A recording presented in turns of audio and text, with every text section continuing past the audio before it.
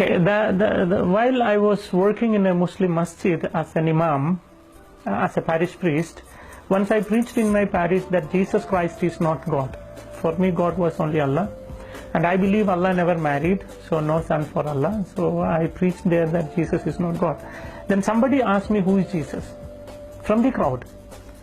Maybe a Muslim, but he asked me, who is Jesus?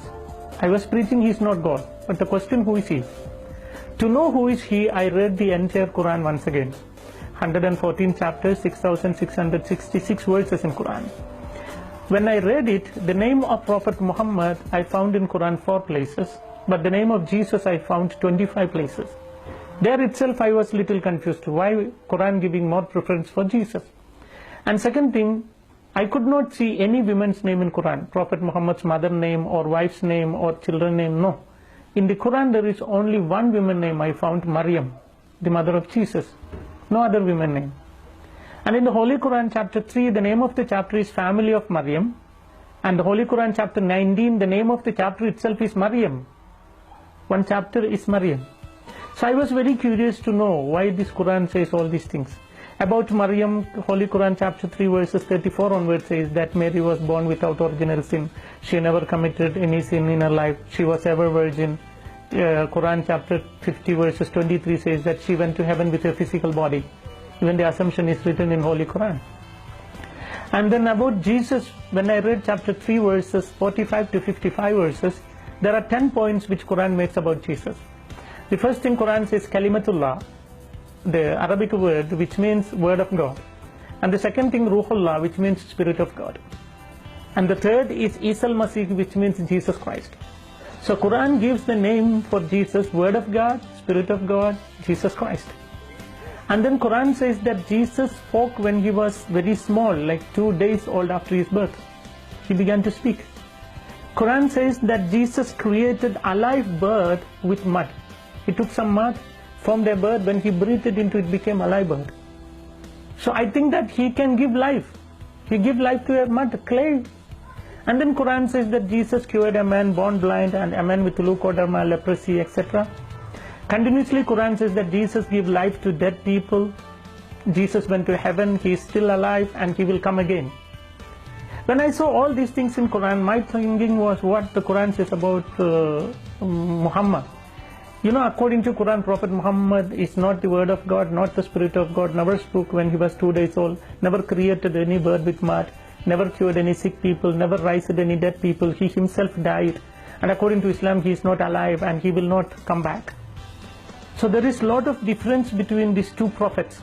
I don't call Jesus as God, you know. My idea was he's a prophet, but he is a prophet greater than Muhammad.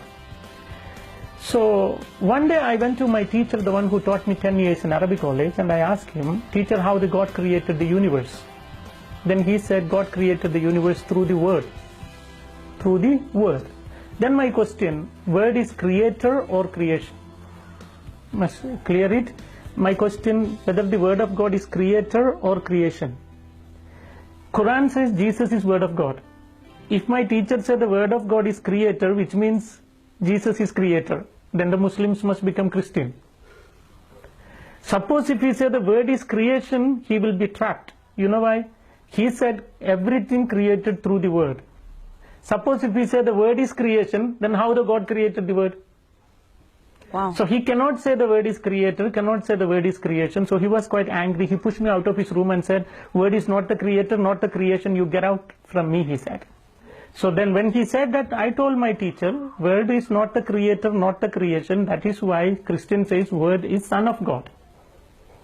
Then he told me, if there is a son for God, I must show him the wife of God. Without wife, no chance for having a son.